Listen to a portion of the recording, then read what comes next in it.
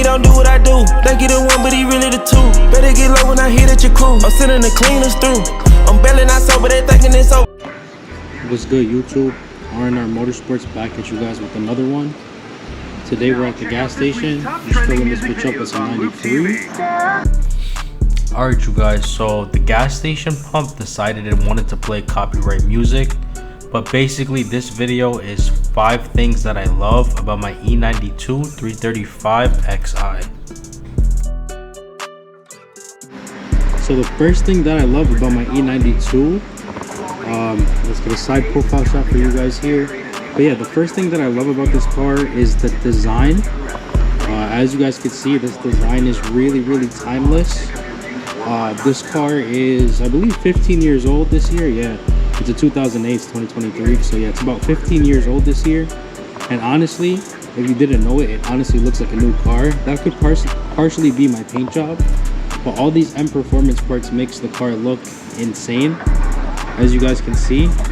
And especially the new BC coilovers, it really sets this car off. But even in the front of this car looks a lot ahead of its time. Let me show you guys right now. But yeah, I'm actually gonna back up to that spot so I get like perfect lighting all around. But yeah, the first thing that I love about this car is the timeless design of it. Alright, you guys, so we got the car moved into much better lighting, as you guys can see. But yeah, the first thing I liked about this car is the timeless design.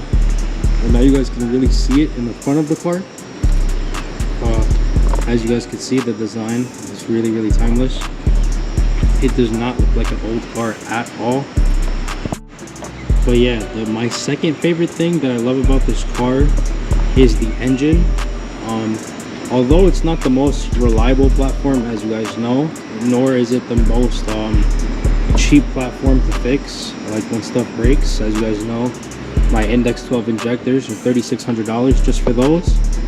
But what I love about this car is, number one, the way the N54 sounds. In my opinion, the N54 sounds better than the S55. It sounds better than the S58.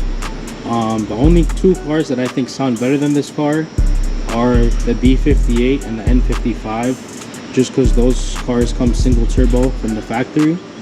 But from the factory, this car definitely sounds a lot better than the S55 and S58, in my opinion. Another thing that I love about this car is the ease of power you can make. Pretty much with just bolt-ons and some upgraded twin turbos, you can make above 600 wheel, as well as 600 wheel torque. And then with these twins, they spool really fast. So it puts the power down with similar responsiveness to stock turbo, which is what I love about twins. But yeah, the second thing that I love about this car is the N54 engine and the tunability. So the third thing I love about this car, and this is specific to this 335, is it is all-wheel drive. So this is a 335xi, meaning that the car is all-wheel drive. So the car puts the power down really well. I've driven a bunch of rear-wheel drive 335s before. I've owned 2 or 3 of them in the past previously. This was my first all-wheel drive 335. And what I really love about the all-wheel drive is when you need all-wheel drive, you can use this app called X-Delete, which lets you control basically the front diff from your phone. And through your phone, you can engage or disengage the front diff, making the car either rear-wheel drive or all-wheel drive just from your phone. Kind of similar to how the new M3s and M5s do it, but with the older BMWs, you have to do it through an app. So that's one thing I love about the older BMWs, is how you can, well, the older all-wheel drive BMWs, you can make them rear from your phone.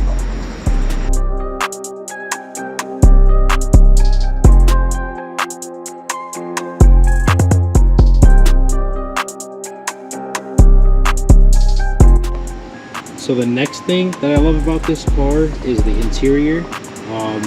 My car is equipped with red leather sports seats, as you guys can see, and along with the exterior of this car, I feel like the interior has aged just as well. That's a big thing with these 335s, is when a lot of people see them, they don't realize how cheap of a car this is. I guess mainly because BMWs are expensive to maintain. But you can really pick up one of these cars for dirt cheap. You have a great time. This is like the most affordable, I guess, high-powered car you can build. There's some other platforms, but this is probably one of the cheapest that you can get into. That is a luxury car. I know you can build like some fast Honda Civics and stuff, but if you want something that's actually decent to daily drive, I mean, look at this thing. Look at this interior. Full coral red interior, front and back seats, and it looks amazing. I don't even have the ambient lighting on right now, and the car still looks amazing. So yeah, the fourth thing that I love about this car is definitely the way this interior is. Even with the dual hump, I know a lot of people prefer the single hump. I still think the dual hump is really clean. And yeah, if you guys take care of your interiors, they hold up well. The E92 is also known for having better leather than the F-Series BMWs. Alright, we could go ahead and put the key in the ignition for this last one. Make sure it's in neutral. Give the car a little bit of power. But yeah, the last thing that I love about this car, you guys guessed it, is right here. It is the manual transmission. And E-Series BMWs, in my opinion, are the last generation of BMWs that are like actual driver's cars. Meaning that my car has hydraulic steering, and the manual, unlike the manual that's in the F-Series or G-Series BMWs, there's no like electronic assist if you're on a hill. There's no like clutch, what's it called? There's no clutch delay. This car does have the clutch delay valve deleted, but it's an easy delete on these cars. But also the F and G series cars, when you're like about to stall, they have a feature that'll like cut it out so your car doesn't stall.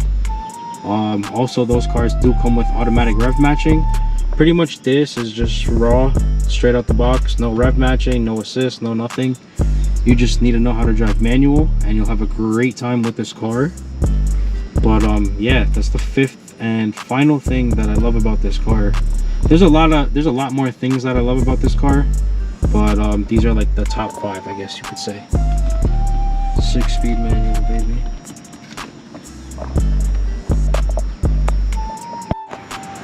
Alright, you guys, so that's gonna wrap up this video. 5 things that I love about my E92 335xi. If you guys are curious to see any of the mods or any part of the build process, you guys can check it out on my channel. I have this whole build documented here. The next thing I'll probably do is 5 things that I hate about this car. That'll be pretty interesting.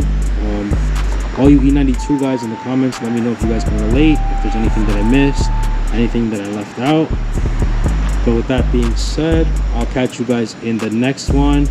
And to all my 6 Series guys out there, don't worry, I got more 6 Series content on the way for you guys. Haven't forgot about y'all. But with that being said, I'll catch you on the next one. I'm out.